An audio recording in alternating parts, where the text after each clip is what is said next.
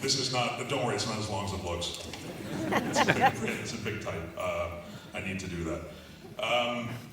So I'm going to start with a couple of apologies here before it sounds kind of a weird way to back into the speech, but I would apologize for two things. I went to Western. And I know people who didn't go to Western don't like Western, and I kind of get it. So, but then again, Western didn't invite me back for an honorary degree, so the hell with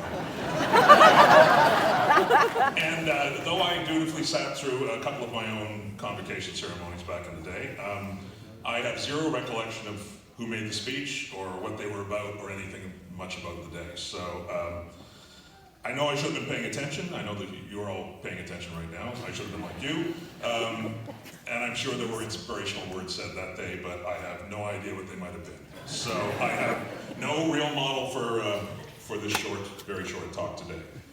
I do know that often convocation speakers talk about their successful careers as a kind of template for those who might wish to follow their path. I'm going to try that, even though you're science grads and therefore coming from a very different place from the arts and journalism crowd that I'm used to hanging around with.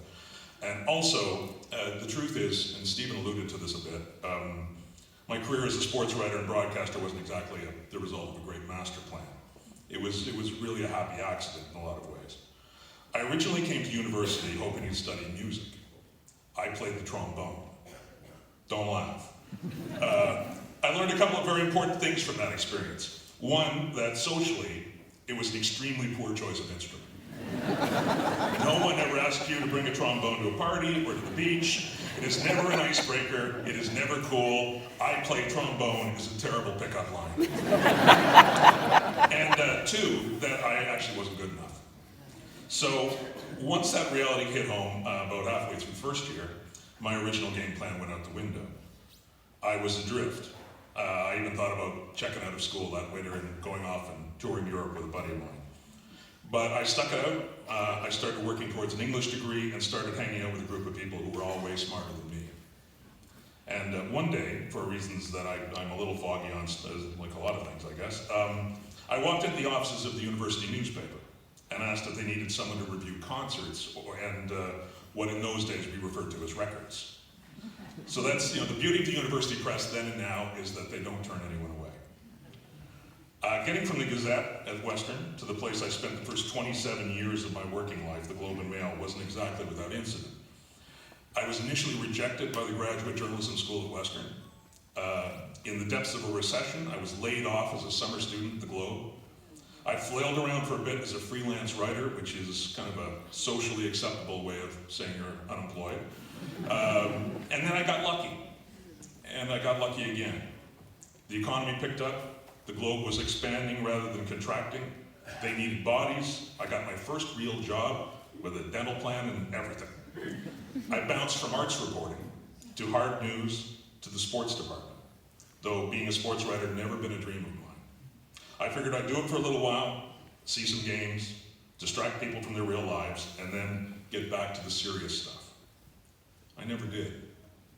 Because I soon realized that through sports, I could tell just about any story I wanted to tell. And that those stories could actually matter. Not the who won and who lost part, because that doesn't matter. But the social issue stories, the financial stories, the political stories, the labor relations stories, the science and medicine stories, all told through sport. Think of Colin Kaepernick and Donald Trump, or the Russian doping in Sochi, or the death of NHL enforcer Derek Boogaard, or the US gymnastics sexual abuse scandal, which is now mirrored by a sadly similar story in Canadian gymnastics. Or, if you're of my generation, think of seminal cultural and political figures who happen to be athletes, like Muhammad Ali, or Kurt Flood, or Martina Navratilova, or John Carlos and Tommy Smith, who raised their fists in Mexico City 50 years ago this year.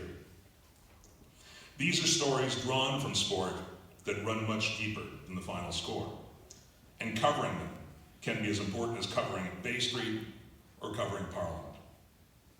I also came to realize, though to be honest, this took more time, that as a social phenomenon, sport could also have meaning in its own right.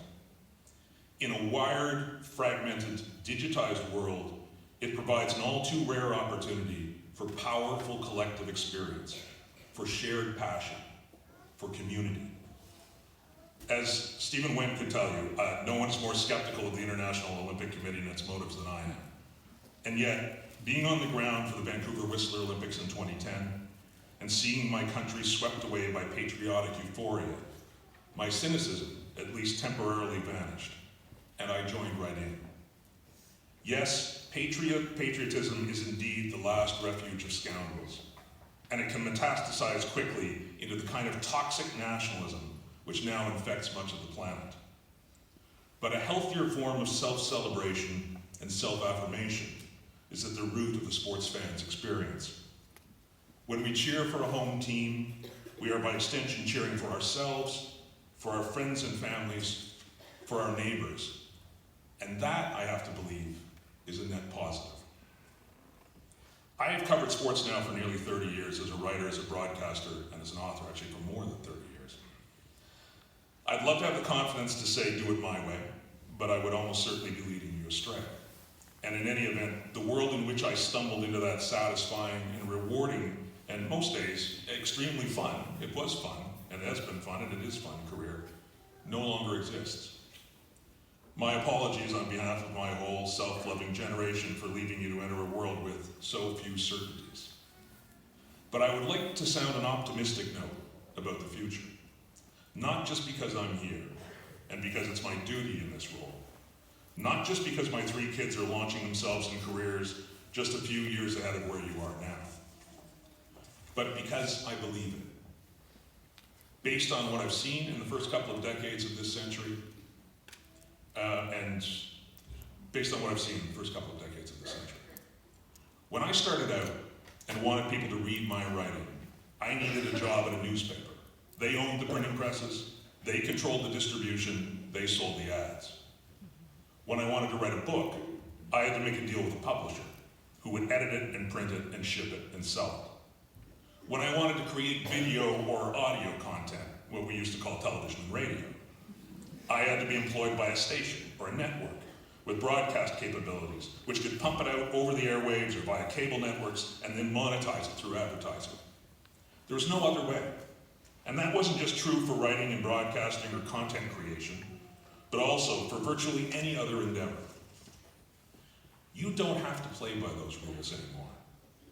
You live in the world of the bright idea. If you have one, you can run with it. If you create, you can bring your work directly to the planet. You have far more control over the means of production than my generation ever did. You have been liberated, which is less certain and can be frightening and has made it harder to fall into the kind of secure and predictable lives that your parents enjoyed. But you're also far more free. And so, if I'm going to leave you with anything today, it's the idea of make something smart and beautiful and original. Be bold. Build. Trust your smarts and your imagination. You have the opportunity. Some days I fear for you the way I fear for my own kids' futures. But the truth is, I also envy you. You have so much time and are blessed with so much possibility. Thank you.